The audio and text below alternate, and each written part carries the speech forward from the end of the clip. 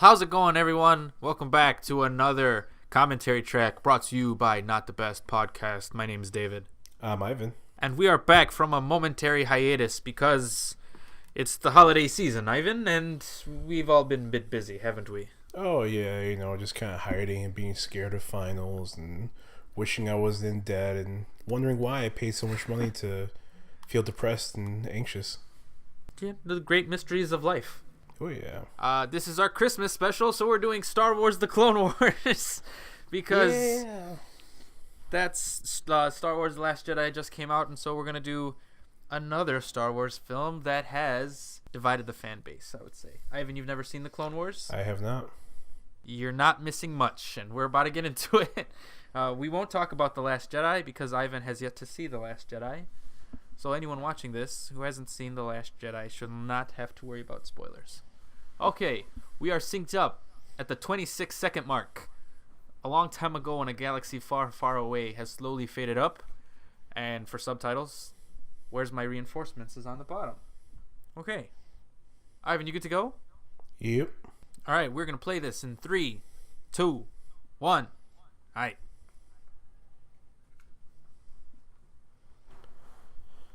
So give me some background on this film because I don't know anything about it. All right, so basically this movie came out in 2008. It was a time there were no more Star Wars movies being made. George Lucas had finished making Revenge of the Sith like 3 years before this came out. So there was no more Star Wars content. But he decided to make an animated show that was going to air on Cartoon Network.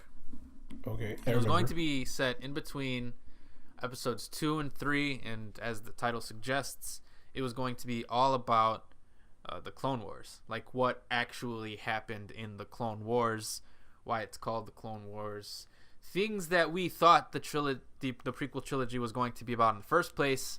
But we never just end up getting any of that. Oh, okay. And so somewhere along the line, George Lucas said, hey, we're making a series.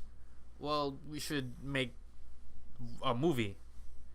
But that was like such a drastic last minute decision that basically all this movie is 3 episodes combined into one to kind of force it to be a 90-minute movie.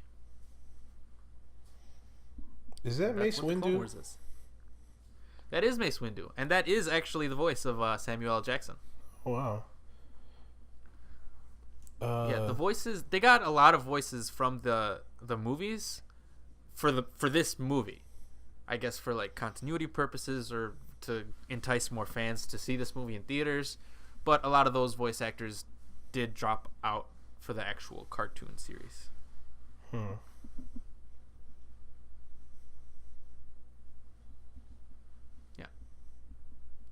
I mean, it's an easy way to get, fanboys in because they don't know what they're expecting.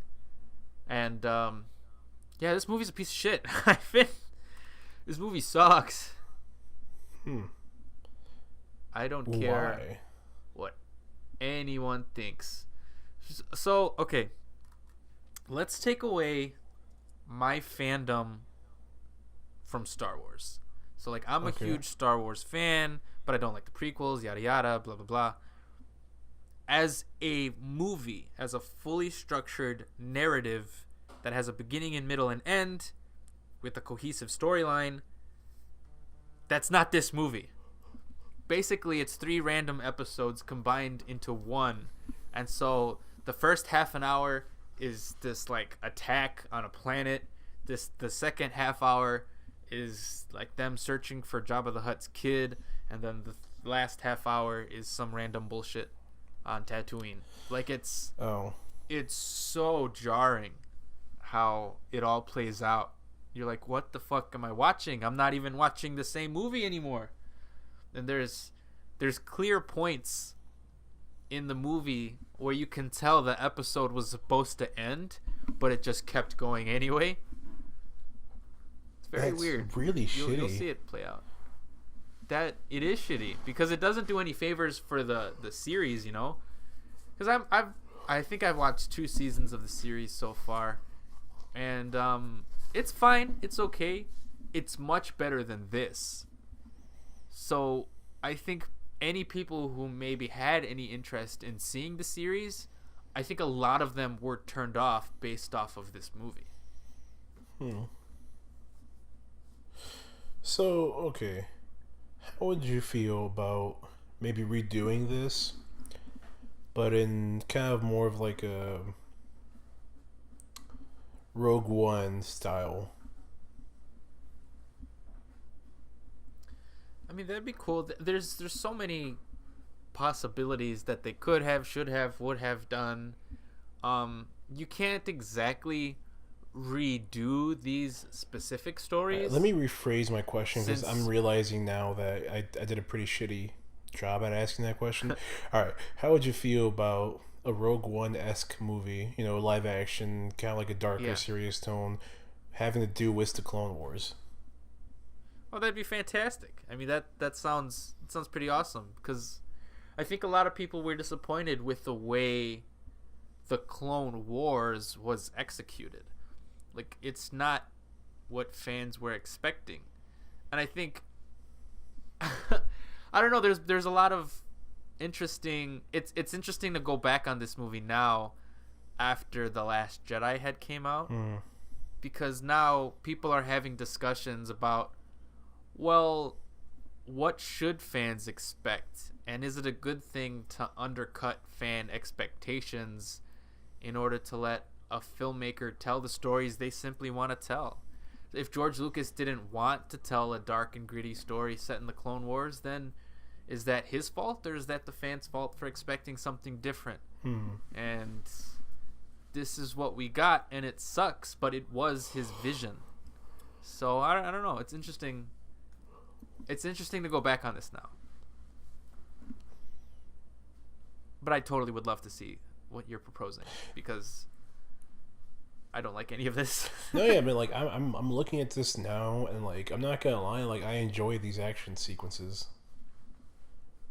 Yeah, the animation's not that bad either. Like, it's pretty cool to look at. Yeah. It's just, other than that, and you'll see it as it starts to progress into what the actual storyline is going to be, it's so disappointing. All right, so give me some background lore. Who exactly is, like, this is the Republic, right? Yeah. So to clarify, I'm a much bigger Star Wars fan than Ivan is. Yes. So I think this is gonna be, which is fine. That's totally fine. Like, that's cool. But just in case anyone's wondering, yeah. So what happened is the Republic. Yeah, this is the Republic. The Republic needed an army because there are a group of people that are trying to separate from the Republic. Naturally, they're called separatists. Okay, yeah. Separatists are just, as they normally are. They're just trying to get, they're just trying to get people to join their cause, whatever. And so here we have the Republic trying to just maintain control of this specific planet, the name of which I forget, from the separatists. That's it. That's what's going on right here. So that's as basic as it can be. Has it ever been, like, discussed whether, like, is there a good side? Like, is the Republic good on this like situation, or is, like, the separatists good, or it doesn't matter? That's debated back and forth. Technically speaking, you should want to root for the Republic, and I think the cartoon series paints it much more black and white than the prequels do, because even in opening crawl text for the prequels, it specifically states there are heroes on both sides. And I think that's one of the reasons why people don't like the prequels, is because they're so confused and they have no idea who the fuck they're supposed to be rooting for. So in the most basic of terms, yes, the Republic is good and the separatists are bad. But the reasons why are never really all that explored. Okay. I guess technically the Republic is a democracy, and the separatists would want to form something that wouldn't necessarily be a democracy. But that's not the Separatists' fault. Like, the Separatists just feel like they're being underrepresented in the Republic. Like, not all of them are just evil Sith Lords that just want to rule the galaxy and see the galaxy be an empire. Like, that's not all of them. No, it's like some of them are being manipulated and tricked by the Sith Lord. Okay. So some of them just honestly feel like they're being underrepresented. So I don't understand why all of them are seen as the bad guys. See, that's what I like to see, man. It's more like an ambiguous gray area when it comes to like who's right and who's wrong. So I feel like that's how it is in real life, you know? Absolutely. And that totally could have been a key point that distinguishes the prequels from the original trilogy, but it's never delved into. It's not presented that way, like, oh, there's this gray area. It's like, nah, this is just how it is. And you're like, oh, I would like to see more of that, but then you don't. Are you talking about like in the prequels? Yeah. So I think this series tries to correct some of that, but like some of that feels more like backtracking or like retconning than this was always the way it was meant to be shown, that there's this black and white and gray area. More it's like, let's try and course correct here. No, see, you know what I mean? I'm curious now. Do you think that's a factor based off like the time frame when this was made? What do you mean? Okay, so it's just like a random thought that popped in my head. So for the original trilogy, they happened back in the 70s, you know, height of the Cold War. And like at least back then, if you're American or Russian, like it was very clear, like black or white, we're the good guys or the bad guys, you know, democracy rules overall, whatever, you know. So, you know, in those movies it's kind of black and white, like, you know, these people are bad, you know, the Jedi are good, or you know what I mean? And then when was the first prequel trilogy released? So Phantom Menace came out in 1999, and the last one was 2005. So around that area, when we started to invade Iraq, based off of what had happened in September 11th. And in that sense, like, I feel like at that time, it was kind of like a lot of people were viewing it as black and white, like, oh, that was the attack, we're doing the right thing. And then as time progressed, like, you know, people kind of like started questioning the morality of that war and what's going on. And do you think that reflects based off, like, you know, the entertainment we watch? I think absolutely 100%. I think George Lucas isn't shy from straying Star Wars too far away from what's going on in our real life, regardless of whether or not people pick up on that. I think he fails in the execution overall, but I think 100% you are right that George Lucas was trying to say something, and the differences between wars and different time eras. Yeah, I think 100%. I think there's even there's a line in Revenge of the Sith that was purposefully meant to be a line that George Bush had said on the Iraq War. I think it was something like, if you're not with us, then you're against us. Which I think George Bush had said something like, if you're not with us, then you're our enemy, or vice versa, one or the other. I think totally he was trying to show what was going on with that war at the time. I was kind of hoping you'd say like a Sith Lord said something along the lines of, fool me once, shame on you. Fool me twice, you can't get fooled again. Now, how awesome would that have been if Anakin was like, look, Obi-Wan, you fooled me once, but you fooled me twice. Obi-Wan, you can't get fooled again. That would have been epic. Oh, I would have lost my shit. That would have been awesome. I don't know, maybe that came out after the prequels, but that still would have been amazing. If you would have thrown in some George Bush humor, yeah, that'd be great. I mean, I think it's interesting. Now, you know, this. Go ahead. I think we even see that now with the Disney era Star Wars films, even if people don't realize it. I know a lot of people are like, oh, Disney, they Disneyfy everything, but I think there's some level of control that they give to their filmmakers. I think the First Order is very representative of the alt-right today. You know what I mean? So if you think of the original trilogy as what happened in World War II and the rise of Germany with Darth Vader and the Emperor basically being space Hitler. Yeah, and that was like those purposefully stated, like, this is an analogy for like the Nazis and. Yeah. Then, logically speaking, the First Order in the sequel trilogy would be the neo-Nazis that we see today come out from the alt-right, which is totally weird since just this year we saw the rise of some neo-Nazi people. What was that, Charlottesville? The Charlottesville incident that happened? So that it still is reflecting what's going on today, whether or not it's that was intentional. And I think some of it is intentional because, no spoilers for The Last Jedi, a lot of people are complaining that the villains come across as too whiny.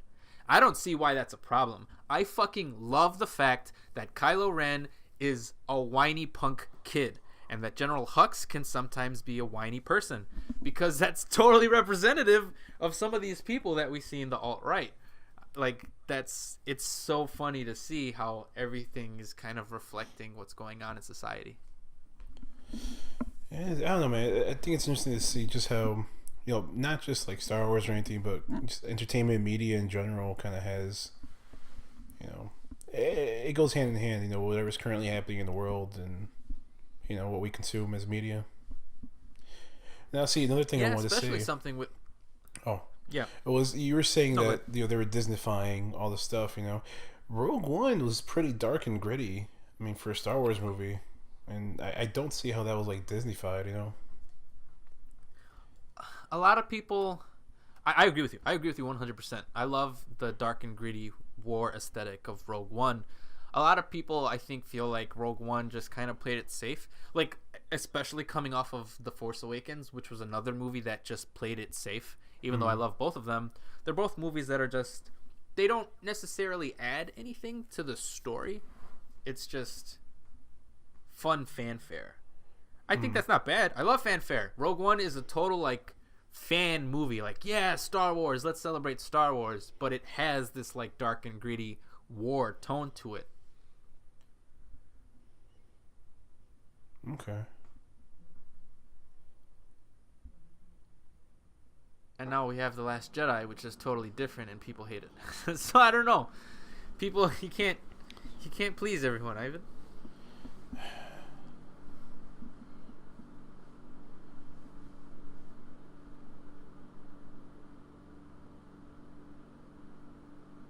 I don't know. I applaud everybody, for at Disney and the people in charge of that, just for they're taking a chance and making it different, Yeah, I think so. I 100% think so. I don't understand the unfair criticism that's simply trying to say Disney is ruining Star Wars. Because they, like, for everyone who complained that The Force Awakens and Rogue One was too safe because it felt like it was made by a committee, The Last Jedi is 100% anti that. They gave full control to a writer director, and he totally let his vision guide that movie. So you can't say like, oh well, Disney, it's the Disney machine, if they totally took a chance on giving it to this guy Rian Johnson. Oh, dude, nobody's ever happy. No, and they never will be. You're just gonna have contrarians. There's a lot of memes going on right now. I don't know if you've seen. There's no one else hates Star Wars as much as Star Wars fans, and I think that's pretty true. Everyone has an idea about what Star Wars should be.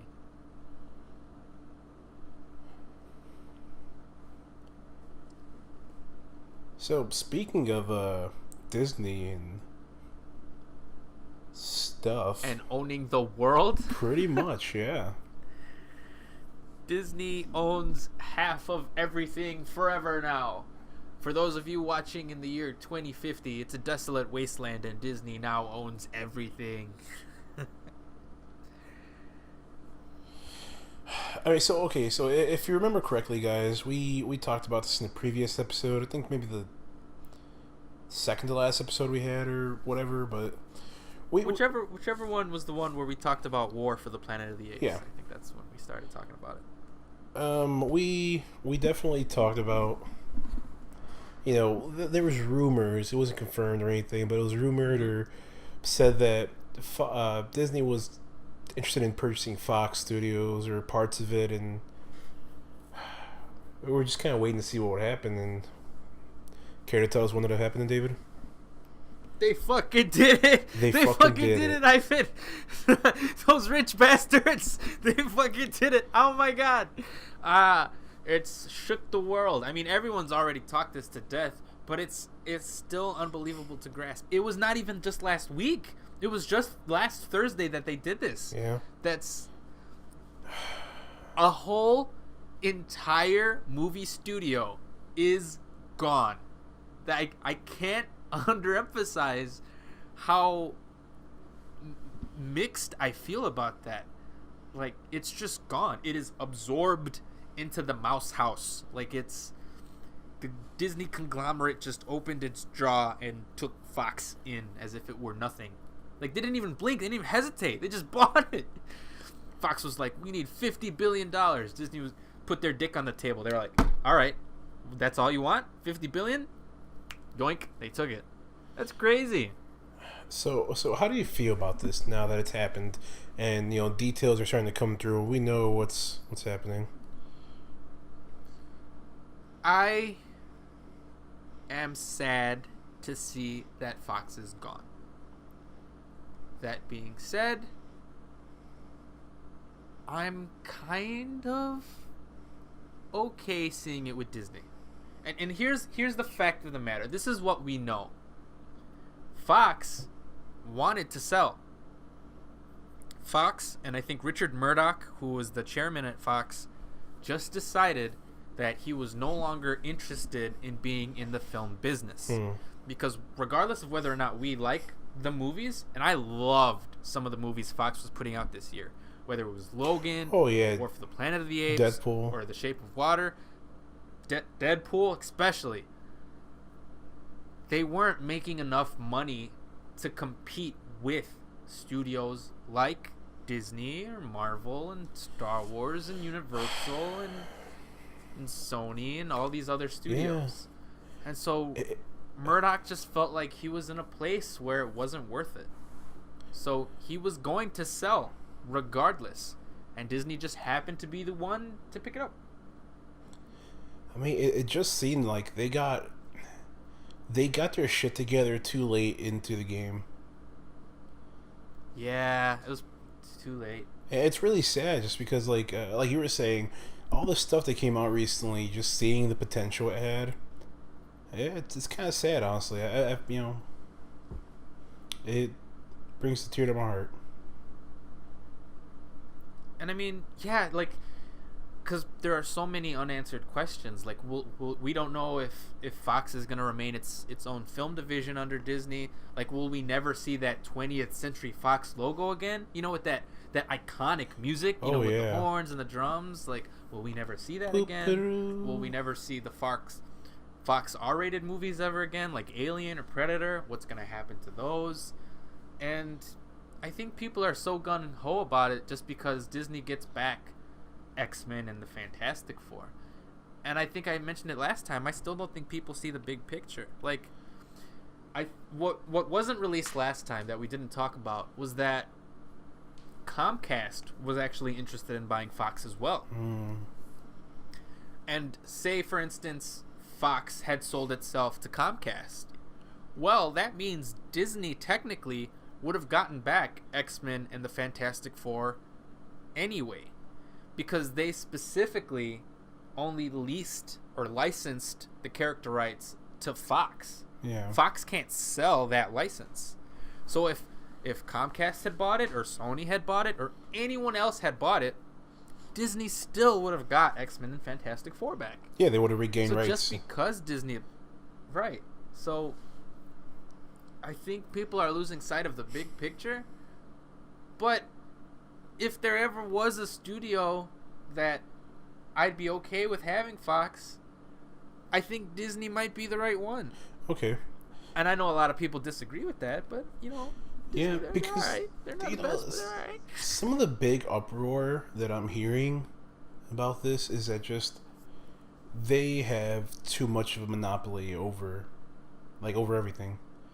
That they're gonna be able to pretty much just determine where you can stream their media, where you can do what you can do with your media now, how you access it, and that's a big thing. Seeing as how they own a huge market share now, they own a huge chunk of what we consume as media now. Yeah, I think some of that Fox deal might have included some of Hulu, maybe some of Netflix, and Disney. So don't they own a majority share in Hulu now? I think they do. That's the thing. I think this is that streaming platform they wanted. It's Hulu. That's exactly right. That's the thing.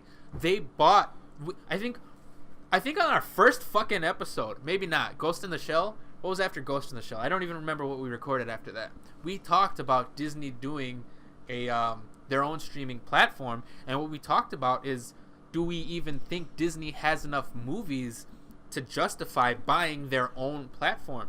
They bought a whole movie studio. That's exactly why they did it, is so that they could have more movies for their streaming platform in 2019. That is exactly 100% the reason why they did this. It wasn't because they wanted X-Men. It wasn't because they wanted the Fantastic Four. Because no matter where Fox would have sold those characters, sold its studio division, they would have gotten those characters back regardless. Disney's thinking long term. They're thinking, this streaming service business, this is where the money's at. And so they just bought Fox. They just bought it. They bought Fox, and they have the back catalog now to start their own streaming service, and they have the infrastructure now. It's the majority share of Hulu. Yep. Wow. Insane, honestly, now we might actually have to buy this streaming service. Yeah. No. Honestly, man. When we first talked about that, in the second episode of our podcast, I never would have thought things would have been this way. You saying, "Oh, Disney's buying Fox," I would have been like, "Oh, you're a piece of shit liar." And now I would have told you I was a piece of shit liar. Now I'm just well, I'm excited, and I'm also kind of hesitant and fearful for what the future holds. I'm very nervous. So, what's important is that we're not gonna see these events trickle down into the movie studio until about 2019 or 2020. Because technically speaking, I think the FCC, I might be getting my governmental regulations mixed up, but they have to be, what's the word? Everything in the fine details has to be looked over by the government in order to make sure that Disney isn't monopolizing the industry. Yeah. So that, what you mentioned earlier, the government has to look into that to just clarify themselves whether or not they think this is, breaking monopoly rules. That, I think they said, is going to take 18 months, right? So everything that Fox had planned that was already going to be made coming out in 2018 and 2019 will most likely just happen as if nothing has changed. Yeah. We will still see Deadpool 2. We will still see X-Men Dark Phoenix. We will still see any other Fox movie. I think The Predator is coming out next year. That doesn't change any of that. What happens afterwards is where everything's going to start getting interesting. To jump back into the movie really quick, because I know we still have a lot more to talk about this Disney Fox deal. This is where the beginning of the second episode would have took place. Yeah, I kind of noticed that really sharp cut. It's so sharp and so dramatic. We're on a totally different planet, and we're about to see totally different characters, and we're about to be introduced to a totally different storyline, which is that Jabba the Hutt's kid is missing, or is about to be missing. I don't remember. It doesn't matter. The idea of Jabba the Hutt having a kid is stupid. I guess technically they have to have kids to reproduce, but now thinking about the idea of Jabba the Hutt having sex with another Jabba, it's just, very disturbing. It's something you don't want to think about, but now you're thinking about it, and you can't help it. And let's just move on. All right, yeah. So, okay, like we were saying earlier, Disney's thinking long term, and they're thinking the streaming game. That's where it's going to be at. Do you think that this buyout on this potential for like their streaming platform becoming a reality, and it's actually becoming viable now that they have like the back catalog for it? Do you think that's 100%? Do you think that's going to put more of a hindrance or more the actual film industry in jeopardy in the sense of like going out to a theater? Because we talked about that recently. What was the increase in prices and how it's putting like the movie going experience at risk now. Do you think this is going to be another nail in the coffin for that experience? I think it is, sadly. I think one of the reasons why I said Disney is thinking long term is because I think they're thinking about having a backup plan just in case there is no theater industry in the foreseeable future, because then it doesn't matter, because we have people paying for our services anyway. That's where they can see our movies. They're paying $10.99 to see our exclusive Disney shows anyway. Doesn't matter where we get the money from. It's just that we get the money. Exactly. And I think they're the only studio smart enough to see that. It's unfortunate because I don't want to see that happen, but Disney has the foresight to do it. Yeah. And I don't know. I mean, this deal isn't even the deal is complete, but we don't know because of the government regulations, like we said. But I'm very seriously considering getting this service once it comes out, because all of the movies that are just going to be available at your fingertips, old Fox movies, old Disney movies, new Fox movies, new Disney movies, and the Marvel TV show series are going to go to Netflix, like Daredevil and Punisher, and then they're going to start doing exclusive Star Wars TV shows, live action or animated, that are going to go straight to that Disney platform. It's a pretty cool idea. Yeah. Like, I'm not going to lie. It's just going to be very weird having a service where you can watch Alien right after you watch Mickey Mouse Clubhouse. You know what I mean? I don't know how they're going to do it. I mean, you can kind of separate stuff. Like, Netflix has their like children's profile where you can log in. It's all like children-centered shows. They might just do that, honestly. Possible. I mean, when one thinks Disney, one thinks childlike. So that maybe they'll have a more adult content instead. They'll do the opposite. The main is the kid stuff, but then you'll have a more adult feature. Yeah. Or they might even just have two separate streaming services. They might have like a Disney XD stream or whatever the fuck it is, and then they'll have like Hulu Plus, Disney XD for kids, and Disney Triple X after dark.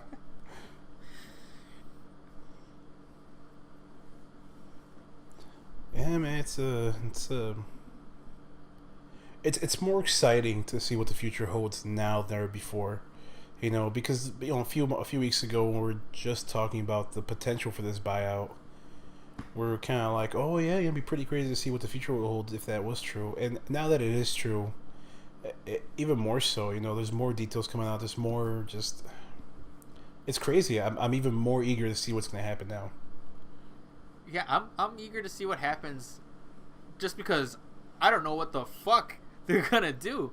I more so than I am to see what happens with the film industry, because I'm very scared for the film industry. Because, in all honesty, just because Disney absorbed Fox doesn't mean because it's still under the Disney umbrella now. So that means, just logically speaking, we are going to have less films be made per year, because there's no way Disney can keep making the same amount of movies they were making over at Fox, because now Disney has to oversee everything. Yeah. So just because, say for instance, people are excited that Marvel now gets X-Men and Fantastic Four, well, that doesn't mean that we're gonna get as many movies featuring the X-Men and Fantastic Four, because just this year, that's the first time ever that we've seen Marvel put out 3 movies. And one of those movies was with Sony's help. So that doesn't mean they're just going to be like, all right, we did 3 movies. Fuck it. We're going to do 7 movies a year now. Because that shit takes so much time. So we're going to start to see less superhero films. And we're gonna start to see less films in general. So that could either be a good or bad thing. Maybe it's a good thing because we're not getting oversaturated with big budget stupid movies. Maybe it's a bad thing because less people are gonna feel enticed to go to the movies in general, because there's, I don't know, less competition, or everything's more or less the same thing under the Disney umbrella. I'm very nervous. Yeah. It's a brave new world, man. I mean, if you just think about the Marvel Fox movies that we're going to see this year, we're going to get, I think first we're going to get a horror movie, The New Mutants. It's a fucking horror movie with teenagers. And then we're going to get an R-rated comedy with Deadpool. And then we're going to get your generic Marvel film with X-Men Dark Phoenix. Those are 3 very different tones. 3 very different movies that contrast one another. And then we're going to get 3 generic standard Marvel movies. Just Marvel proper, you know what I mean? Like, we all basically know what we're getting into with a Marvel film. So, if they just keep making more of the same thing, is that a bad thing? I don't know. It's interesting. I guess the only thing we even have left to do now is just wait and see. Yeah. I mean, I like what Disney's doing with Marvel. I like what they're doing with Star Wars. So, I don't know. Maybe it's just all much ado about nothing. There's nothing we can do other than just wait and see. I wonder what the first Disney Fox movie is going to be. You know what I mean? Yeah. Like, what's going to be the first Fox movie officially made under the Disney umbrella? I think that's going to be interesting to watch out for. Absolutely, man. I think it's going to set the tone for the rest of it's the rest of it now.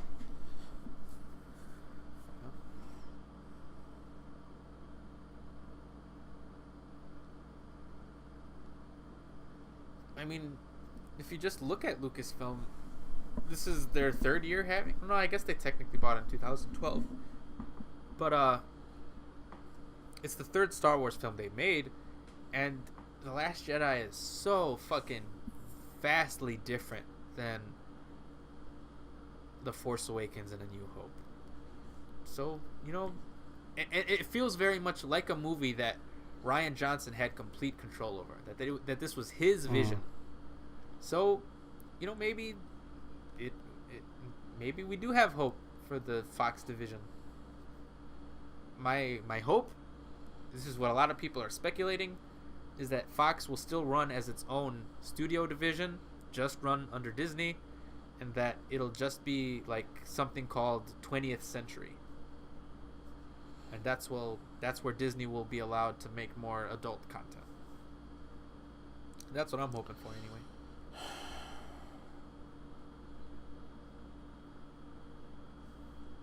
You gotta take risks, Ivan. Yeah, we just had a big old conversation about that. Yep. The Last Jedi took risks. Now everyone hates it. Now, interesting times we're living in. Rightfully so, or, you know, do you think it's unjust? It depends. Like, people all over the internet are, like, on 2 very vastly different extremes. People are either like, this movie is amazing because it subverts your expectations and it's not what you're expecting, and therefore it's the best Star Wars movie and I love it. Or people are either like, this movie is such a slap in the face to traditional Star Wars fans, and just because it's subverting the genre doesn't mean it's genius. Like, you could do anything and subvert the genre. That doesn't automatically make it great. It's a slap in the face, and therefore I hate it. and there's like very little middle ground. So I think it all just depends on where you stand on Star Wars. I'm somewhere in the middle. Like, I'm just like this. I think it's overall a good movie. I think it's a good movie that has problems. I don't love it and I don't hate it. It's a good movie. So, and it's interesting because I'm a big Star Wars fan. I'm very interested to see how you feel about it once you get to see it, since you're not a big Star Wars fan. I don't think you'll hate it because it won't feel like a slap in the face to you, since you don't associate Star Wars with like that special part of your childhood, you know what I mean? Yeah.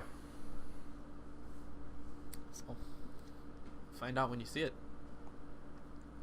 I guess so. I mean, I've been trying to see it, and for damn near the past week, it's been almost sold out completely every showing where I'm at, so... Yeah, I mean, well, the weekend just passed, and the numbers are in. Like, it's the second highest grossing opening weekend of all time. Yeah, the only movie that has ever surpassed these numbers is Star Wars: The Force Awakens. Yeah. So like, So yeah, it's doing well. There are not a lot of showtimes yet. Now, see, I find it interesting how, critically wise, like, this movie's doing really well. Yeah. It just with the audience, it's doing poorly, and usually it's pretty much backwards. Yeah, it really is, because film critics can be really snooty, like, oh, this Star Wars, this isn't a tour filmmaking, and audiences are like, yeah, we're just here to have a fun time. This is totally backwards. People are speculating, Disney paid the critics, and that's just fucking stupid. Like, you don't pay someone to write a good review. I mean, it's happened before in the past, sure. Yeah. But like, you're not gonna pay 90. I think it's 94%. Like, you're not gonna pay 94% of critics to like your movie. Like, you either like the movie or you don't. Yeah. And critics like it because they want to see a good movie. And from a technical standpoint, The Last Jedi is very well made. It's just Star Wars fans were expecting something totally different. Yeah, you can't blame the movie for that. You can. Some of it. You have to see it. I won't spoil anything. But some things I question, whose fault is it? Is it the filmmaker's fault for leading us on for so long? Or is it our fault for putting too much stock into what the filmmakers have told us? Okay, it's an interesting debate. There's not a wrong or right answer. Is it like a blatant leading on, like Suicide Squad, where you're pretty much led on from the beginning to think that Joker was the main villain of this film, and we actually watch There's nothing misleading. There's nothing misleading. Like, when you watch the trailers, they're not lying to you about certain things. It just doesn't go the way you expect. You're like, oh. And that going the way you don't expect will either come across to you as, oh, I didn't expect that. That's really interesting. That's quite delightful that I had my expectations challenged. Or you'll go, why the fuck did they do that? That's not the direction that they were pointing me towards. I was heading this way and they went that way. Now I'm frustrated. Like, it's it's all very subjective to the viewer. Which is, it's so interesting that a Star Wars movie will do this to someone. It's like tearing the internet apart. I've seen articles that are like defending this movie to the death, like this is a unifying generational masterpiece. And then I'm seeing articles saying this is shitting on the Star Wars legacy and fans should be infuriated. Like, I'm like, fuck, man. This is the most divisive fucking film of the year, and it's a Star Wars movie. That's crazy. You're tearing me apart, Lisa. You are tearing me apart, Star Wars. Yeah, go see The Disaster Artist. How was that, actually? That was a good movie. I had a good time. I really want to see it. I'm really salty that my local theaters aren't playing it. It's because it's in its limited release, so... I thought it came out of its limited release. Huh? I thought it had already come out of its limited release. It might have. I don't know. It depends on how much money it. You know what? It should have because Because when you saw it, there was only like 2 theaters playing it, right? Back home. Well, that was its limited release. Yeah. Like I recently checked, like everybody's playing it now down up there. Oh, and your theater sucks. You got to complain to the manager or something. I mean, it's okay. It all comes down to movies coming out this time of year. They're waiting to get Oscar buzz before like they're re-released in wide release. So I'm sure the Disaster Artist is hopefully banking on like specifically James Franco's performance. Like they're probably banking on James Franco getting an Oscar nomination. I don't know if that'll happen, but I'm sure that's what they're hoping for and that's what they're pushing for, so that when they get those nominations, they can be like, Disaster Artist is back in theaters and it's in its wide release. Everyone go see it, and then you can see if it wins an Oscar or not. Because now they can, Oscar award nominated film, The Disaster Artist. You know what I mean? Yeah.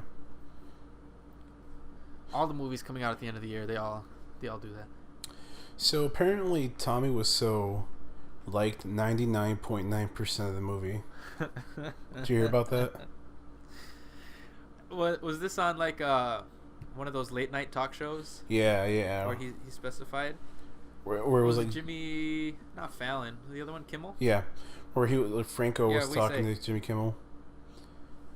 So Franco was telling a story about it, and he's saying that they were kind of worried about what Wiseau will think, because like he states that he's like, only like 46% of the book was true. Tommy Wiseau talking about the Disaster Artist novel, and they're worried because their entire movie is based off the novel. So and Tommy had to like sign off. Yeah. On the movie rights, right? Like he had to sign. Yeah. And then apparently, like Tommy was like all gung ho for it, under the condition that he doesn't see the movie until it's done. Like Tommy was so like refused to like see anything or be like present during like scenes and stuff until the movie was like finished and everything. So at the premiere, that was the first time he ever saw it. So apparently, Franco, Rogan, and Franco's brother, who was also in the movie.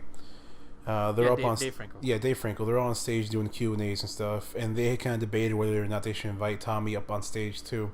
They decided against it because they wouldn't know if he was just going to shit on the movie for it being based on the book and being shitty or whatever. And apparently, like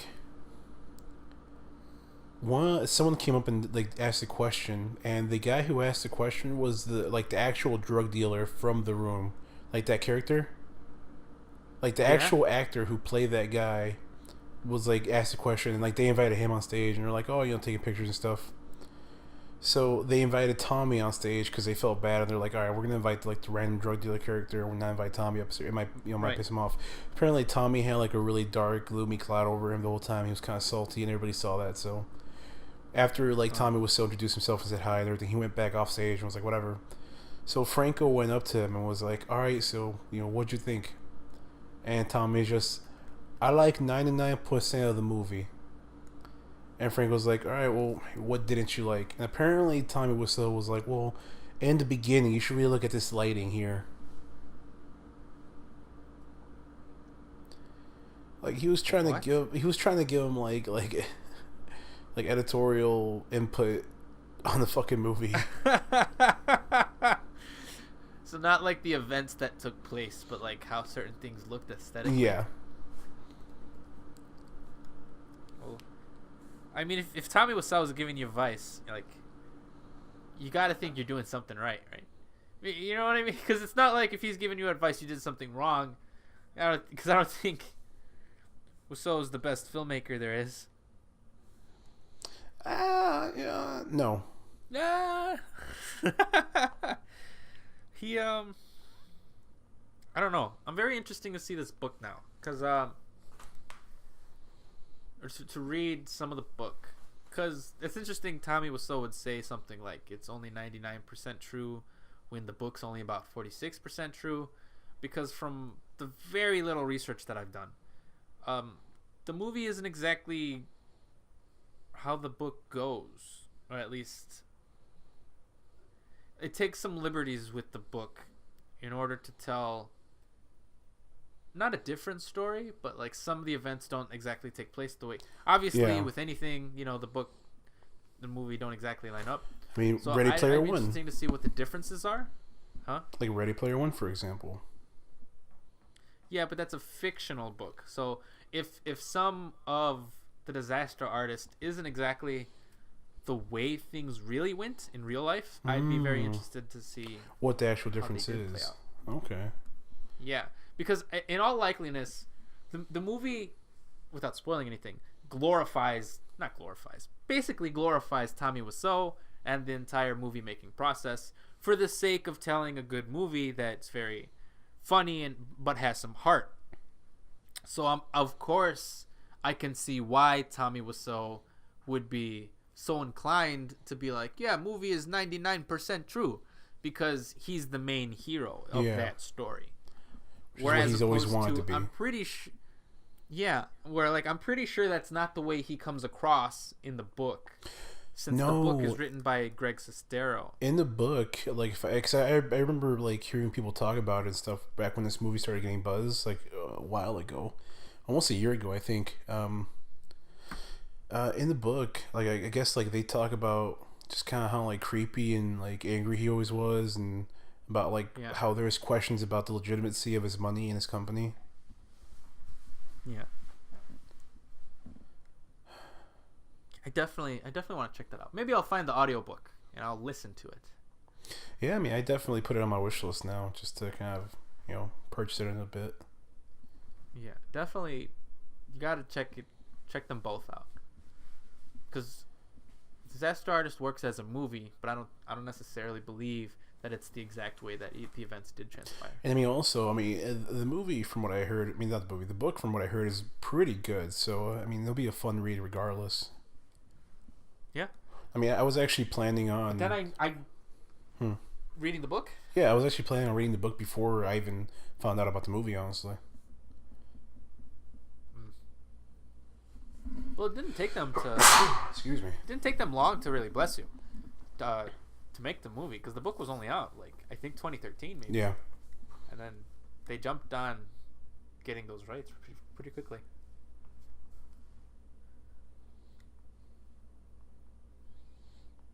I don't know. I don't like the entire idea of glorifying The Room. Because, like, I said it after we watched it for our commentary track. Like, I never want to see this movie again. I don't want anything to do with it. But then I had to go watch The Disaster Artist, of course. And now I'm like, well, no, I want to read the book. So, I don't know. I just don't want to keep going back to something that's so mediocre. Yeah, but I can't help but feel interested in the material. It's like you said, I'm curious to see like the story behind the shitty movie. Like, yeah, who knew that shitty it's a shitty movie? Yeah. But is it so shitty that it's amazing? You know what I mean? Ah, I don't know. It's a cult classic, man. Barf. Apparently, like, people, you know how in the Rocky Horror Picture Show, people, like, they go to midnight viewings and they throw props and they do callbacks and stuff. Yeah, Disney's the Rocky Horror Picture Show. Yeah. Disney owns it. I know. I got your joke, and you're a shitty person, but whatever. Anyway, apparently they did the same thing for this movie too. Like, people would go watch like midnight viewings of The Room. And, like, they'll bring props they'll throw, like, little rubber footballs around the theater. People do it. I mean, it's a popular movie, man. For all the wrong reasons. Yeah. I mean, what about now? Do you think it's all the wrong reasons now? Because I guarantee you, like, there's probably been a spike in purchases of that movie. Yeah, which is worse. Because why are we celebrating mediocrity for the sake of a laugh? Because every purchase just makes Tommy Wiseau all the more richer and all the more egotistical about himself. You know what I mean? Yeah. I mean, we had to do it for the fucking commentary track. Is it all worth it? I don't know. I don't know. Answer me this. Like, I haven't seen the movie and I plan to, but, like, I wouldn't mind this spoiler, because I don't even think it's considered a spoiler, but Okay, so if I'm right, originally The Room was supposed to be a like dramatic movie. Like Tommy was Yes. so envisioned as like a drama, and then it was so fucking shitty that it got rebranded as a dark comedy. And Tommy was like, "Oh yeah, Right. this is my dark comedy." Does the movie make it seem like he actually believes in that? Like he always believed that it was supposed to be a dark comedy? It doesn't go into it much, but I think since it's only a 2-hour movie, they go into him believing that a lot faster than it probably happened. Okay. Like that probably happened over the course of like years of him slowly coming to that realization, like, oh yeah, people are liking this movie because it's a comedy. It was a comedy. Yeah. In the movie, it's just like he instantly was like, no, y'all are laughing because it's a comedy. Ha ha. Yeah, You know so what I mean? there's like a very But it specific doesn't go. scene in the trailer where he's like, thank you for coming to see like my movie exactly how I envisioned it. Mm-hmm. Yeah. So it doesn't delve too long on him believing that, like, it's not a story point or everything. It just happens pretty quickly. Okay. Yeah, I was just curious about that. Yeah. It's a good movie overall. It still doesn't like answer any questions like who the fuck is Tommy Wiseau and where does his money come from. It's all very vague in a good way. Can't wait to see it. Do it. Can't wait to read the book either. Complain to your local movie theater. I should.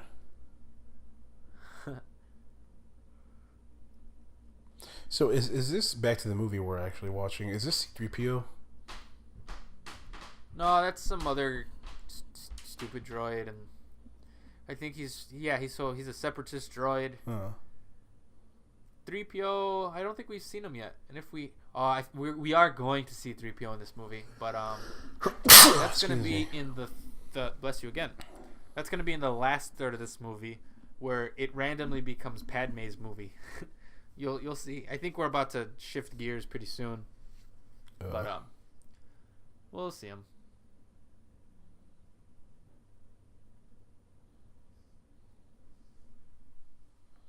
You'll notice when the aesthetics and the colors and the characters, they all change for no reason at all, other than the fact that they had to make a 90-minute runtime. See, I would really like a actual decent gritty movie about these clone troopers. Yeah, I think that's what a lot of people have wanted for a long time. I think some fans did get that in like the original Battlefront games, and I think that's why people are so upset with the new Battlefront games that are run by EA. Like a lot of people actually really love those games, the original Battlefronts, and as with anything Star Wars, they really hate the new ones. So have you played them? Have you played the Battlefront 2? I have, yes. What do you think of it? 'Cause I know you did a review of it on your page, David Lopez Reviews on YouTube. Oh, that's correct. You can find my reviews at David Lopez Reviews. Thank you for the selfless, shameless plug.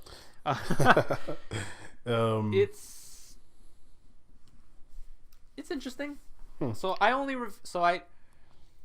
with my channel, I didn't want to make it a typical video game review because that's not really my thing. That's not what I do. So I only reviewed the narrative of the campaign as if it were its own story, like as if I were watching a 4-hour movie. That's how I kind of reviewed it. So I didn't talk about like multiplayer or bullshit like that, and I didn't even touch the microtransactions because that's a whole other video in itself. So, but I mean, as far as the story goes, it doesn't really add anything to the story, which disappointed me because I don't know. I think I was expecting, and this all goes back to the whose fault is it for expecting something. I was expecting like this new character to kind of have a story of her own, but it felt more like here's this character while this event was happening. Okay. Now here's what she was doing while that event was happening. And the things that she's doing really have no bearing on the rest of the movies. So it's kind of pointless to have her in those events since she doesn't change the outcome of those events in any way. It's like, what's the point of getting her perspective on the Battle of Endor if she has nothing to contribute or nothing to add? She just sees it happen. You were expecting like a Jyn Erso, and you got not that. A nothing. Yeah. No, I wasn't expecting Jyn Erso because Jyn Erso was a character that was...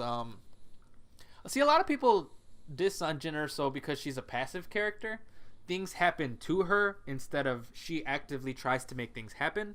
But I thought that was part of her character. That's why I liked her so much, is because she didn't want to take part in the rebellion. She wanted to do nothing, but things kept happening to her. Well, I mean, in the sense of you were expecting like a Jyn Erso in the sense that like you just didn't get her perspective of how something happened. She actively took part in making that thing happen, and you gained knowledge of how that happened because of her. Whereas in this one, you're just kind of like watching it happen.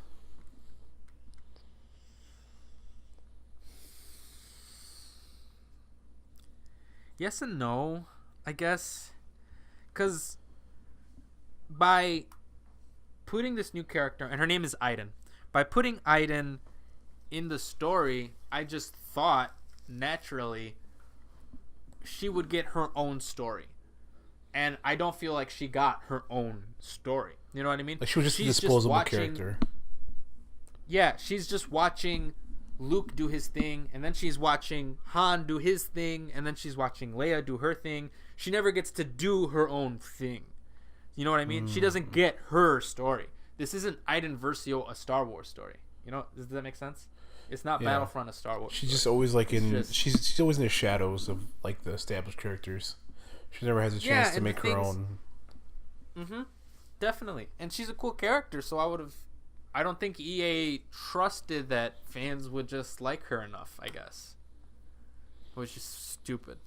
Okay, so in that like the narrative of that game, does it kind of push the whole gray boundaries of like who's good, who's wrong, or is it kind of clear like, oh, you're a bad guy, you're playing as a bad guy? It's very black and white. Sadly so. Because the moment there's any gray area, it's like, fuck it. And you're like, oh. Well, that was pointless. So you know that you're actively playing as a bad character. Yeah. How do you feel about that? It's really cool until it's not. And I don't know if you want me to spoil anything here.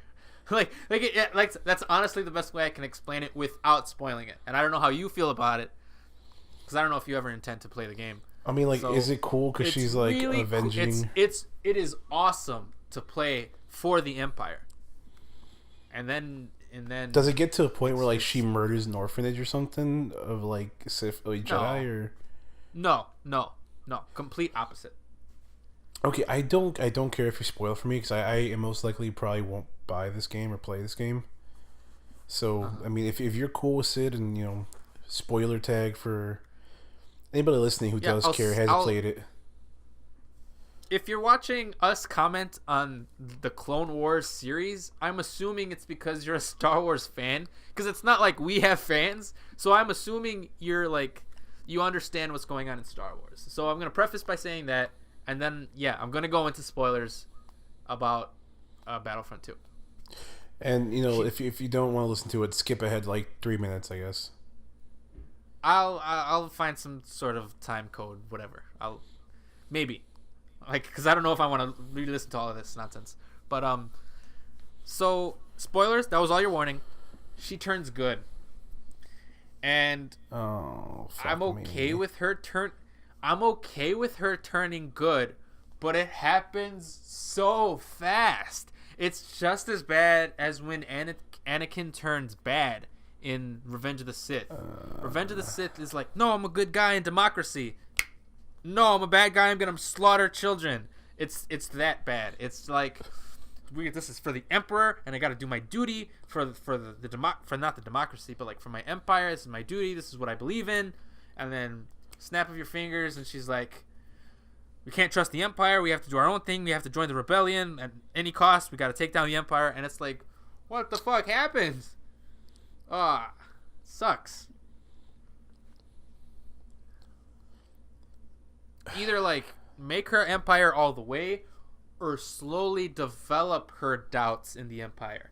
Slowly drop those hints of doubt where she's, maybe we shouldn't do this, but I it's for my empire. I gotta do this. Nah, that's kind of crossing a line for me, but I gotta do it. There's nothing. It's like, I'm pro empire, now I'm pro rebellion. That's it. There's nothing else. That's really fucking disappointing. It is disappointing. Wow, that's really disappointing. I'm less inclined to play this game now. And they just included like an expansion pack for The Last Jedi. I think it's free downloadable content, but it's fucking pointless. So I technically gave the campaign a good review, so I would recommend you playing it if you liked, because it's technically the first Star Wars story that's canon in a video game. And I was like, yeah, it's pretty cool. It's overall disappointing, but it was still fun to play. But like, that DLC is fucking just useless. It's just pointless. And if that were in the game itself, I probably would have just gave the game a negative review because it's so bad. It's ugh. I don't know, Ivan. Yeah, there's a big uproar on all that earlier.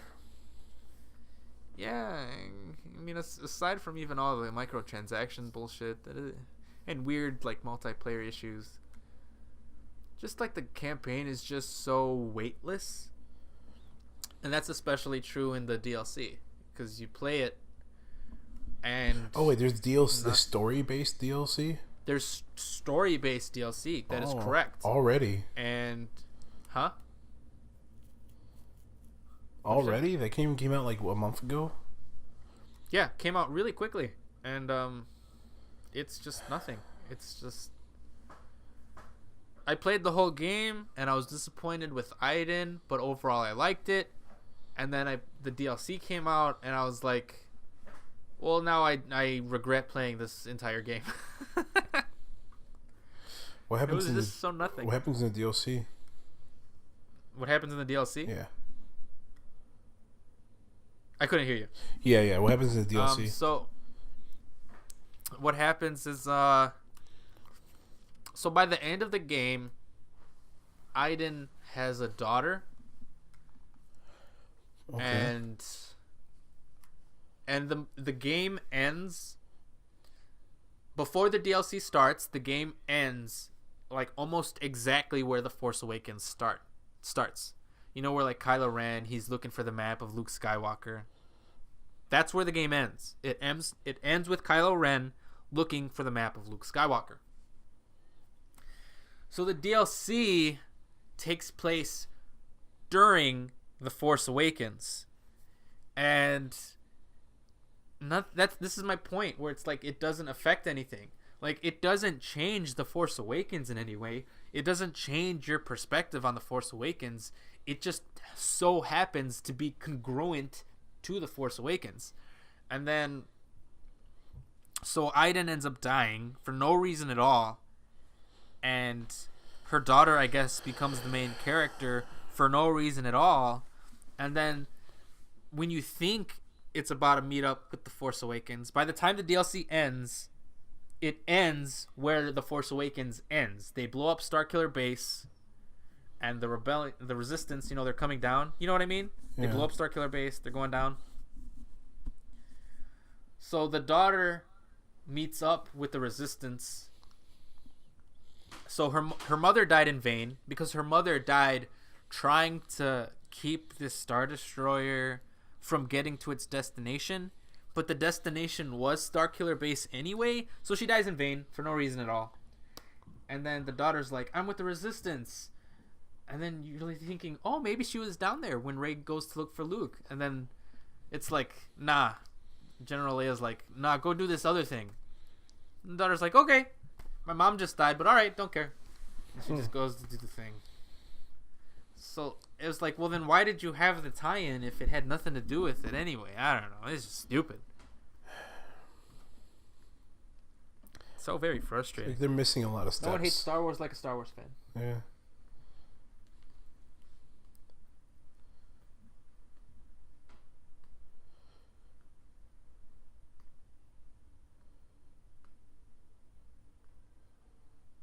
So, okay. I don't know. I'm upset now.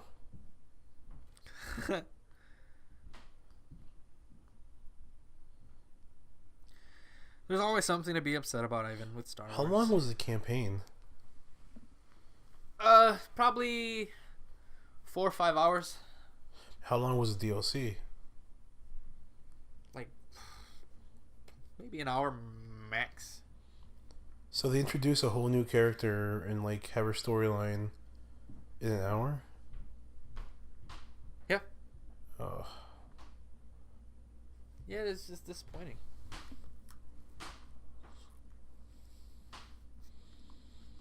And then I suck at multiplayer, so it's, ugh.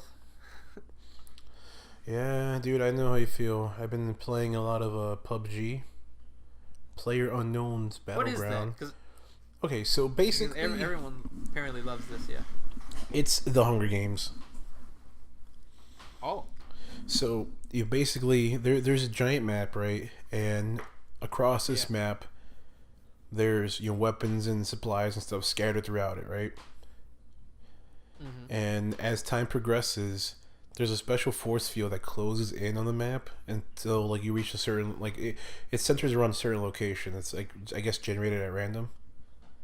Mm-hmm. And the goal is to stay like inside of that force field and whittle down all the other players. There's 100 players, so it's you and 99 other people that start off at the beginning of the game. The point is to become number one, so be the last one to survive.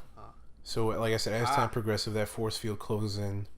Players kill each other. This, and this. You kind of have to like scavenge around the map for supplies at the same time. Avoiding other people or killing them, and kind of getting to the center of the I guess safe zone. Yeah. You can play as a solo, or you can play as a duo, which 2 people, or you can play as a squad, which is a group of 4. Sounds really interesting. It's fun, but it's also like my first few games were really just like heart pounding, and like just it was crazy because you're like, holy shit, like there's somebody here. Do I want to attract attention to myself and like try to take them out, or do I? How long does a match usually last then?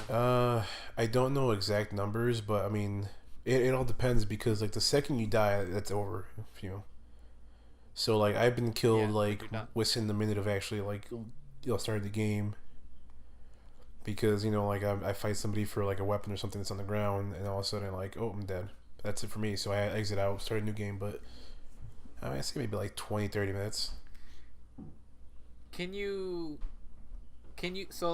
stay in the game, or do you have to exit? Stay as in like, can you watch how events progress throughout the game to see who eventually wins or not? If you're in a squad, you can like view your other character, your other players, but they don't let you view like random people. And I'm not sure if that's just like a player setting, just so like people don't cheat and like they can tell a buddy of theirs who's also in the game like where everybody is, or if that's just like because currently it's out on PC, like the full version 1.0 is actually about to be released right now in like a few hours. Okay. The beta version is out now on Xbox, which is what I'm playing it on. Are you playing the beta on Xbox? Mm-hmm. Should play that shit right now. What are we watching this shitty ass movie for? Hey man, let's go. I mean, it's fun. Like I think my one of my first few games actually made it to like the top 3. Yeah. And you got sad face. Oh, I got super sad, dude. 'Cause I got fucked up. Like someone like shot me. Because you gotta think and strategize. Oh yeah, dude. And like every action has like a consequence. Because like, all right, do you want like a long range weapon to try to snipe people from afar? Do you want like a close range weapon to clear rooms out? Do you use like a car so you can like cover ground faster, but also it's loud and people can find you? And it's also like you pick your drop zone. Yeah. So like the game starts off like everybody's in a cargo plane and you're flying across the map. And every time like the vector of the flight like it changes. So like one like you'll be flying at 6 degrees, one game, and then you'll fly like at 180 degrees the other game. It changes up basically. So you never drop in or like have the same like entry path, and you basically drop whenever you want from the cargo plane. So you can and you parachute down, so you can kind of pick where you want to land. And there's like certain buildings that like everybody always floods because there's always good loot there, like the school building, or the military base. Yeah, like any map, there's certain areas where. Yeah. So I mean, it's a lot of strategizing, man. It's pretty crazy. You like it? You recommend it? Should I get it? I definitely recommend it, especially right now. It's only $30. It is a multiplayer only game, so yeah. I mean, I recommend it, man. It's fun, especially when you have people like you're playing with. Me and a few mutual friends, Jacob and Chris, we play all the time now. So. Oh, cool. Yeah, maybe I'll hop on. Is the beta still open, or does the beta close when the real thing launches? Oh no! Like you buy your beta. As far as I understand, you buy your beta key, which is $30. Which you go in the store, you buy a code, and or you buy it on the Xbox store, and then you're in the beta. And then once the full game's released, you automatically get upgraded to a full version. Nice. I might look into this. Yeah, I mean, honestly, for $30, I feel like I definitely got my enjoyment out of it so far. Cool. I'm glad it's only $30. Because if it was $60, I'd be like, all right, I'll play it in 2 years. No, yeah, I mean, I'll be $30. Man, it's getting a ton of just like notoriety right now. So. Yeah, I've seen everyone talk about it. Yeah, And I've just streamers totally, are playing it. loop. Like everybody's just going crazy for it. Yeah, heard good things. I'm gonna give it a look. I'm gonna look up some videos online, see how it looks aesthetically. Back to this movie that we're watching. Yeah. You can see now that we're in the last episode. So now we're on Tatooine, and Padme Amidala's on Coruscant.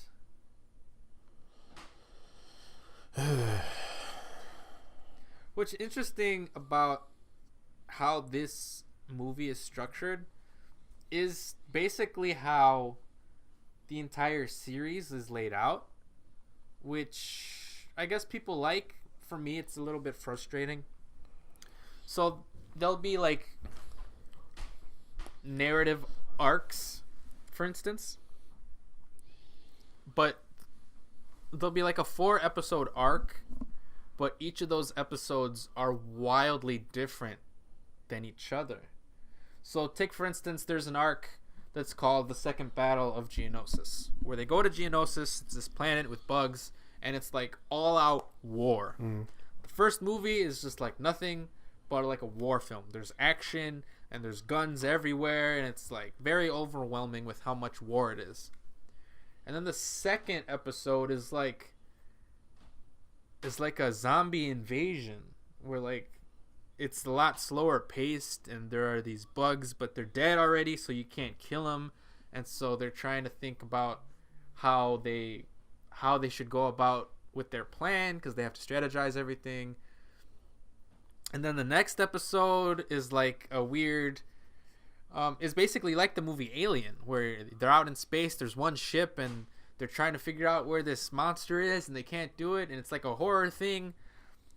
And it's like, what the fuck am I watching? Like I thought I was watching one arc, and they're so different than each other. It's the tone is so all over the place. It's very weird. Some people like that because it's different, but it's like, whoa, it's really different.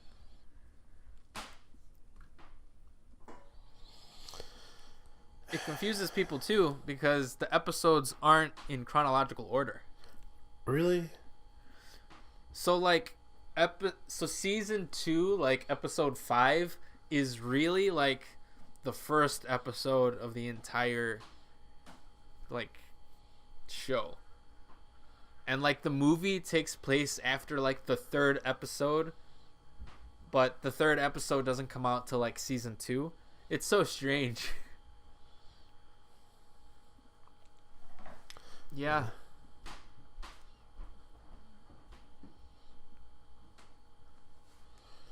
some people embrace that strangeness, or are turned off by it. Yeah. I don't know how I don't know. I just don't know either. So what's going on in this story? Just because. Since we were talking about more important issues. So Anakin and his Padawan, his new Padawan. I guess technically she's not his Padawan yet. Whatever, it doesn't matter. Have found Jabba's little lost son, and the person who really kidnapped him is trying to convince Jabba the Hutt that, the Jedi really captured your son. They're trying to kill your son. Henceforth, you should kill the Jedi and join sides with the Separatists. This is what all the fucking movie's about. It's about trying to get Jabba to join sides with the Separatists.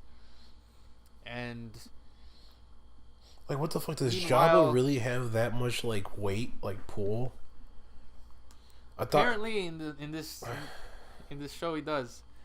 Apparently, like, well, Jabba the Hutt was always a powerful figure that like had power. He's like a gangster that has like underground power in the Outer Rim territories. But so like the Separatists want to use space that isn't being utilized in the war for like trading routes, or like just routes for war routes in general. I don't fucking know. And the Separatists want it, and the Republic's like, no, we can't afford to let the Separatists have it. So the Jedi are like, all right, we'll help you find your son if it means you'll join the Republic, and blah blah blah. Separatists are like, no, we'll help you find your son if it means you'll join the Separatists, blah blah blah. Yeah. So obviously the Separatists are lying, and we're finding out right now, like as we speak, Padme is finding out that Jabba's own sister, I think that's what Zero is, kidnapped her own nephew in a plot to like get Jabba killed so that she can have control over the Outer Rim territories.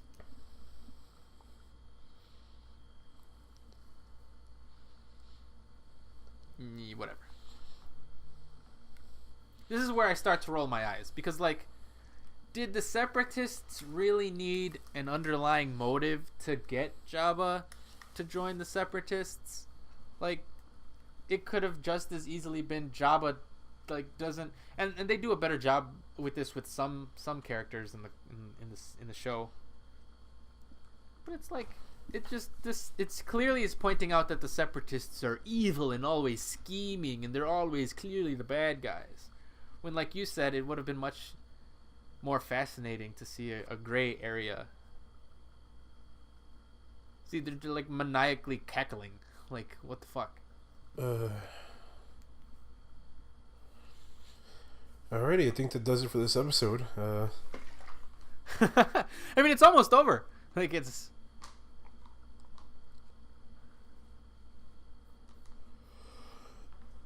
So, David, what are you looking forward to for the rest of the year, movie-wise?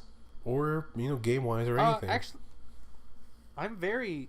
I got a lot of movies that I gotta see before the year's over. I will list them for you, right now.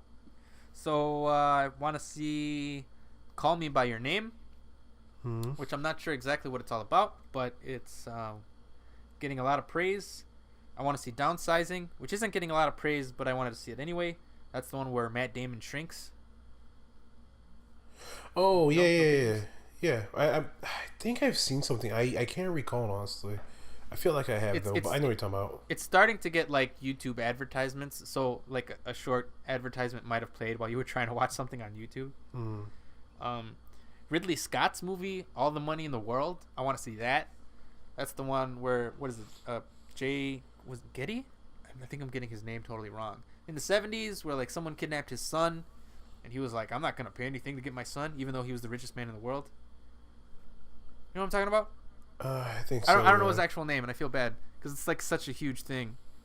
But I whatever. Like, I want to see that. That's the one where Kevin Spacey was in the movie, but then after the whole Kevin Spacey, they reshot his scenes just like 4 weeks ago. I want to see that for sure. There's a movie coming out this week called I, Tanya.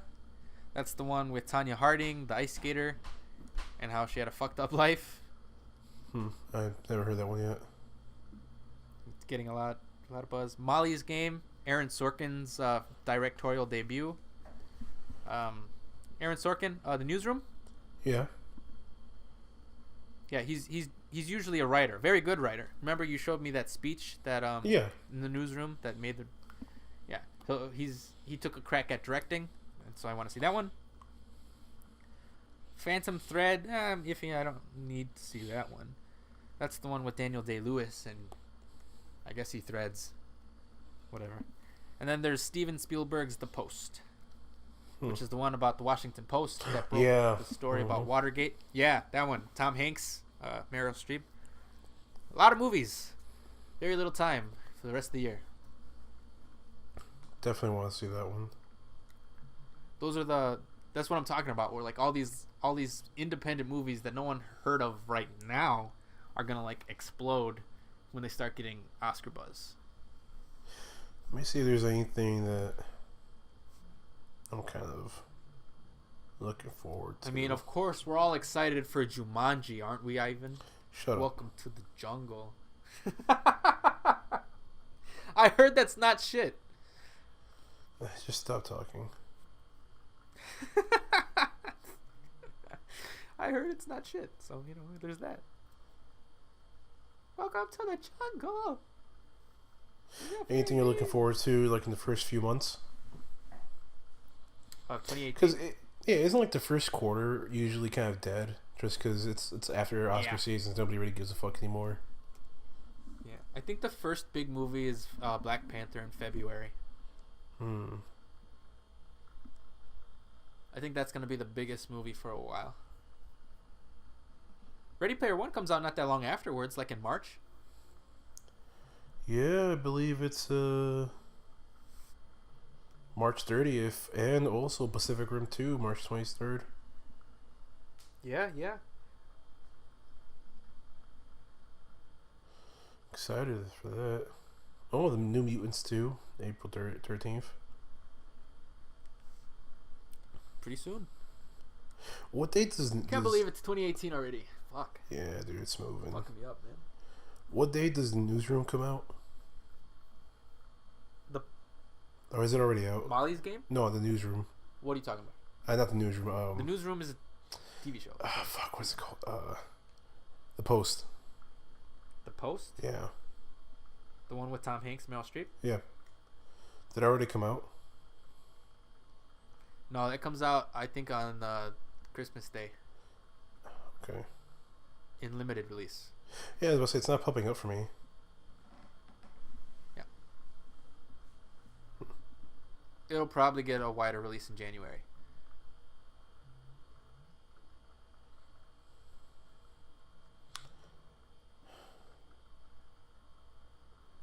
So, oh, dude, Loving Vincent came out. I need to see that.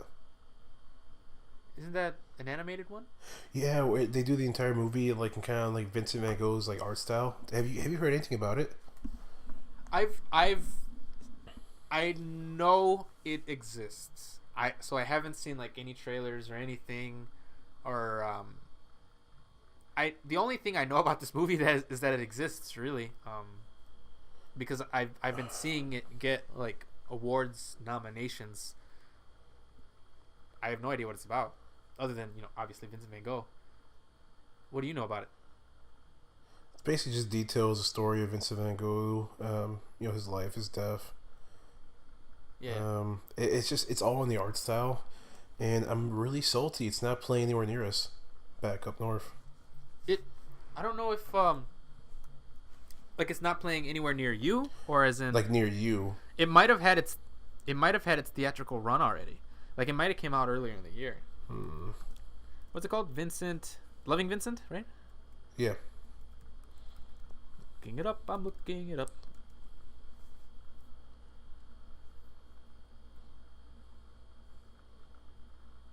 Wow, I'm getting a first showtime as listed as January 10th.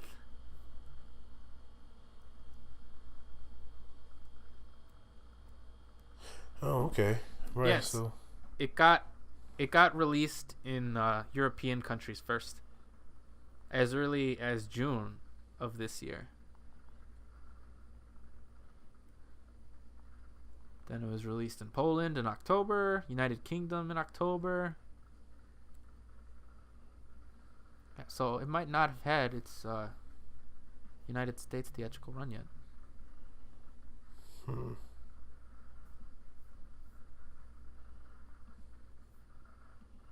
Interesting. Yeah, I definitely want to see that. I'm super excited. I'm kind of a big fan of Vincent Van Gogh. You like his art style? Oh, absolutely, dude. Yeah. It's beautiful. What else? Oh man, there's a lot of stuff I'm kind of excited for. Oh yeah, dude. So apparently, Fantastic Beasts 2. They just finished post production or filming. I mean. I don't care. No. Did you see the first one? Yeah, I enjoyed it. Are you a Harry Potter fan? I had a discussion with this with like one of my Harry Potter friends. They were like, "How dare you say meh?" And I don't know. A lot of people love Harry Potter like I love Star Wars, so I won't hate. So I'm not. I wouldn't consider myself a fan. I have nothing against it, but I've seen maybe 3 Star Wars, Harry Potter movies. I've seen the first one. I've seen the last one. And I think I've seen bits and pieces. Yeah, very randomly. Of all the other ones. So. Like pieces I wouldn't of really information are just absent from your brain. Yeah, no, absolutely. Like I get the general gist of it. Like there's the boy who lived, Harry Potter. Yeah. Parents are killed, I think. Yep. He has to collect Horcruxes, which are parts of the bad guy, and kill that motherfucker. I don't know. Yep. And that's the story. He ends up growing up and getting married to his best friend's sister. Yeah. Yeah. Just the way the world intended. I think he also plays with like golden balls in the air too. I don't know. Yeah, something called it's an official sport now. Fuck, I should know this one. Quidditch. Oh yeah, dude. We actually, my university has a Quidditch team. Yeah, like people take that very seriously. Yeah, dude. Yeah, so I mean, I wouldn't consider myself a fan, but I still enjoyed it. I have a couple issues with it.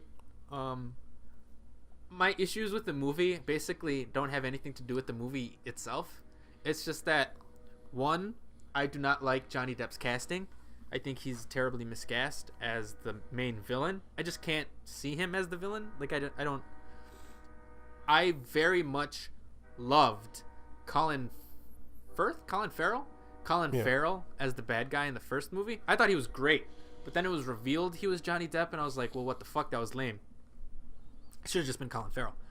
But my second issue is the first movie is all about fantastic beasts.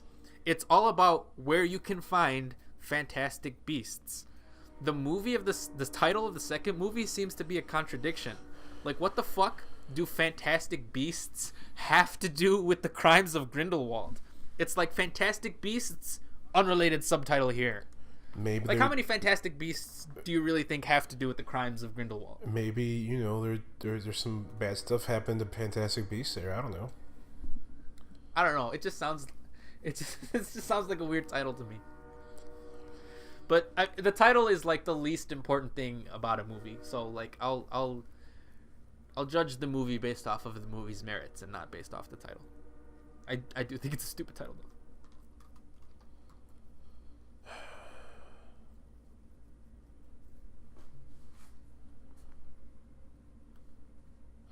So I'm thinking of it.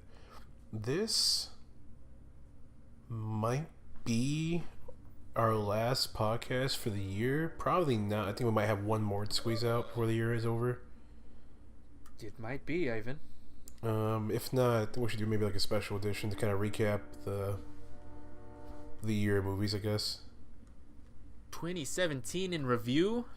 But this is definitely the last movie before Christmas. So, any recommendations you think that people should see on Christmas Day? Because a lot of people tend to go movies out on Christmas Day. You know what? Let me look up officially what's coming out on Christmas Day, and I will give you that information. I think, Oh, so the movie's over. That's a great way to transition into the ending of it.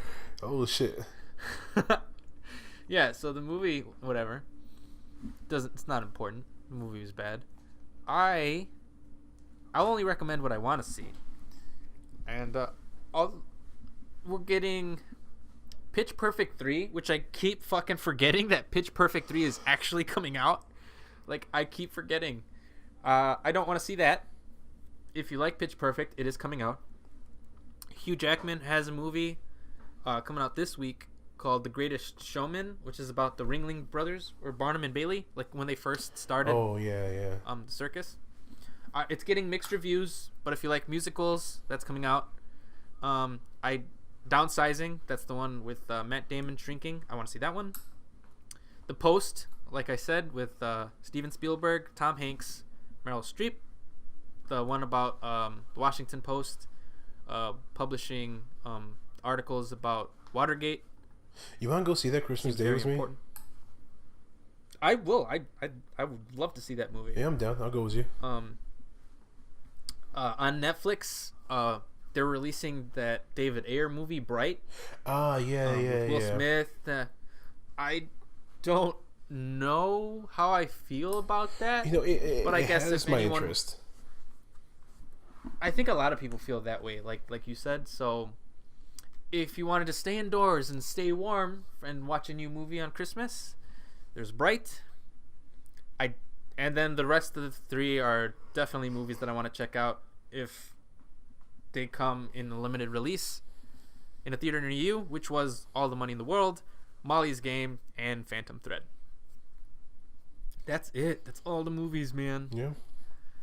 That's it. 2017's over. It's over, man. Game over. Well, that's it. I guess we'll look for something. Maybe a good movie. Maybe we'll do Logan. I think that's my favorite movie of the year. Yeah, be pretty nice. Yeah, I'm down for that. Yeah, we'll look for something. Well, everybody. If anyone has any recommendations, they can feel free to leave them in the comments below. Mainly, we've been getting hateful comments, and they make me laugh, Ivan. Because it doesn't matter if people hate on us, because they give us the views anyway. Exactly. And I appreciate that people take the time to write out a comment. Anything else you want to say before I close everything up, Ivan? No, not really.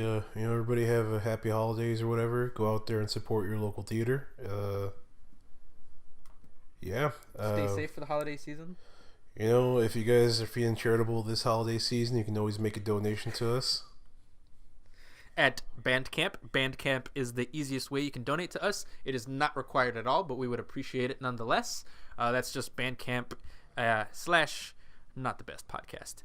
Very easy to find us. Yeah, I mean, guys, we're not in this for money or for views or anything. We enjoy doing this, and if anybody gets any joy out of listening to us ramble and just talk shit for a few hours, then we're glad. And donations help us do that much easier and kind of help us bring more content to you. Yeah, we do this because we have fun doing it. So it doesn't matter if you hate us or if you love us. We're going to keep doing this because we have fun doing this. This is fun. So if you want to support us, Bandcamp is the best way to do it. If you want to listen to us in any other means possible, we are available on YouTube, on SoundCloud, and on iTunes. That's the best way you can find us. If you want more in-depth movie reviews, I have my own personal channel, which is David Lopez Reviews. Very, very simple, very easy to find me. And that's about it, I think, Ivan, huh? Yeah, seems about right. All right, everyone, thanks for listening. We are not the best podcast, but, I mean... the best... All right. All right, I'm David. I'm Ivan. Oh, I did that backwards, didn't I? Yeah. Oh, it doesn't matter. Thanks for watching, everyone. Doesn't matter. Happy New Year. Happy Merry New Christmas. Year's. Yeah, holidays. Bye.